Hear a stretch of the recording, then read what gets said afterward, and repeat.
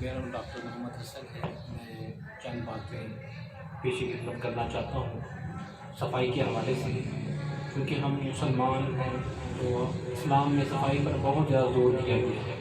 اگر بحیثیت قوم ہم اپنا محاسبہ کریں تو ہم صفائی کے معاملے میں بہت ہی پیچھے ہیں۔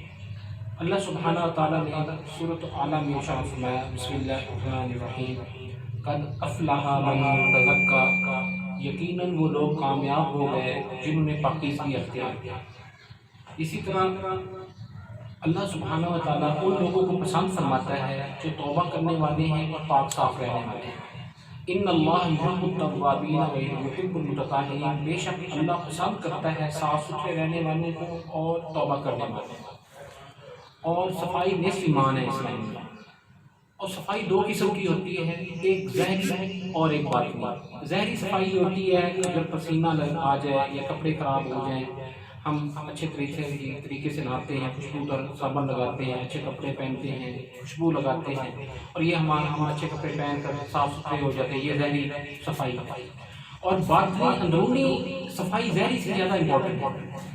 اندرونی باطنی صفائی یہ ہے کہ ہمارا دل صاف ہونا چاہیے ہر قسم کی شرک اور بدعت سے، ہر قسم کے بغض سے، ہر قسم کے حسد سے، اور کسی کے بارے میں کوئی غلط یعنی کہ کوئی کینہ نہیں ہونا چاہیے۔ اور زبان کی صفائی یہ ہے کہ ہم زبان کے ذریعے کبھی جھوٹ نہ بولیں، غیبت نہ کریں، بہتان تراشی نہ لگائیں، کسی کو گالی گلوچ نہ کریں، کسی کو برا بھلا نہ کہیں۔ رسول اللہ صلی اللہ علیہ وسلم نے فرمایا، اگر تم اللہ پر اور یوم آخرت پر ایمان رکھتے ہو یا تو خاموش رہو یا اچھی بات کرو۔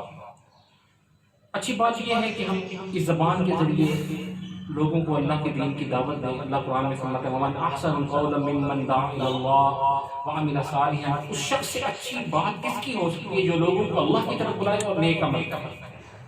اور اس زبان کو اللہ کے ذکر سے تازہ رکھنا چاہیے۔ رسول اللہ صلی اللہ علیہ وسلم نے فرمایا کہ جو شخص اللہ کا ذکر کرتا ہے اور جو شخص اللہ کا ذکر نہیں کرتا اس کی مثال مردہ یا زندہ جیسی ہے۔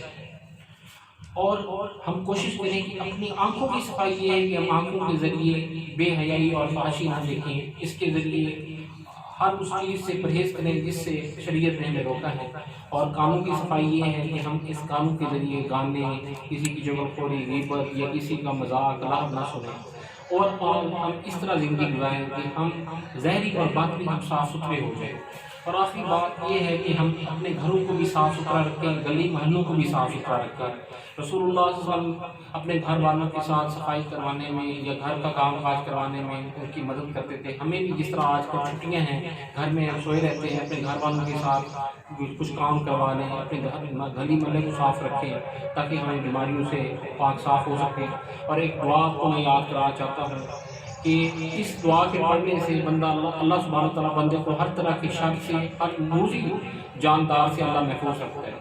3 مرتبہ جو فجر کی نماز کے بعد اور جو مغرب کی نماز کے بعد یا شام کے ٹائم پڑھتا ہے وہ یہ ہے، بسم اللہ الذی لا یضر مع اسمہ شیء فی الارض ولا فی السماء وهو السمیع العلیم۔ سبحان ربک رب العزۃ عما یصفون۔